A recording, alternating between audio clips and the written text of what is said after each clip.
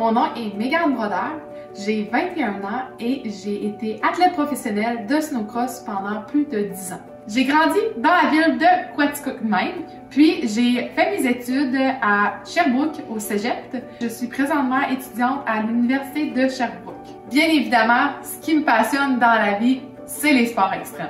J'ai compétitionné pendant plusieurs années au niveau national de snowcross, puis sinon, je suis aussi une passionnée de motocross, donc les compétitions au niveau canadien, j'en ai fait pendant plusieurs années. Ce qui surprend beaucoup les gens à propos de mon sujet, je dirais que c'est que je fais justement de la compétition de snowcross. C'est vraiment un sport qui est plus peuplé par les hommes, sinon peut-être par le fait aussi que je suis pas très costaude, puis tu sais, c'est des grosses machines qu'on doit venir. L'obstacle que j'ai dû à surmonter qui a été le plus grand pour moi au niveau d'athlète professionnel, je dirais que c'est l'an dernier.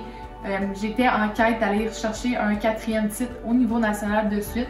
Puis c'est certain qu'au travers des années, la pression s'installe, bon, les gens veulent te battre de plus en plus. Donc c'était déjà là un stress à supporter qui était quand même difficile. Puis c'était la première hiver que je devais aller en compétition aux États-Unis en temps de pandémie.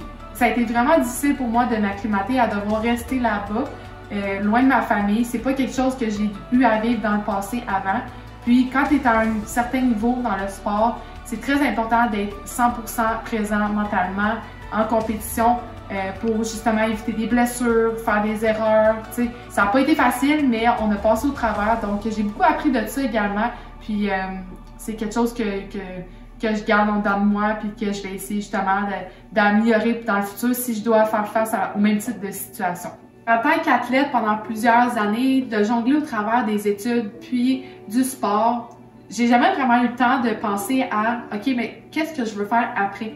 C'est quoi mes objectifs? » C'est pas quelque chose qu'on peut faire de la vie être un athlète professionnel, donc il y a un après. On ressent un peu cette pression-là de devoir faire un choix en sortant du secondaire. Qu'est-ce que tu veux faire dans le futur? Moi, ça m'a pris jusqu'à, je crois, l'année dernière, à me décider enfin ce que je voulais faire par après. Puis c'est vraiment au travers de ma passion pour le sport qu'à un certain moment, je me suis dit, une compagnie comme BRP, ça serait un endroit parfait pour moi, je crois, parce que, bon, j'adore le concept des véhicules à moteur et tout.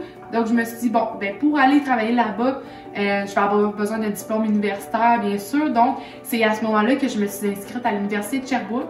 Je crois qu'il n'y a pas de processus linéaire à qu'est-ce que je veux faire au niveau professionnel. Il n'y a pas une voie précise à suivre. On a chacun notre chemin qu'on fait. Mon prochain objectif de vie, je dirais que ça serait de réussir autant au niveau professionnel que personnel. Donc, c'est certain que j'aimerais avoir un travail que je peux aller rechercher un peu ce côté de passion-là de la motoneige au travail.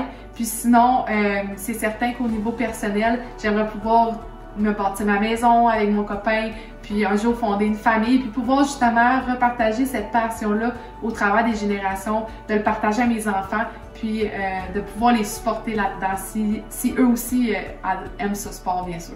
Si j'avais à donner des conseils aux jeunes pour les motiver à poursuivre leur rêve, je dirais qu'il n'y a pas une façon de faire les choses, il y en a plein. Donc, écoute-toi, puis tu vas te rendre où est-ce que toi tu as besoin d'aller. Écoute ta voix à toi, puis ne perds pas espoir. Parfois, oui, il va y avoir des embûches, autant au niveau des études, au niveau professionnel que dans les sports.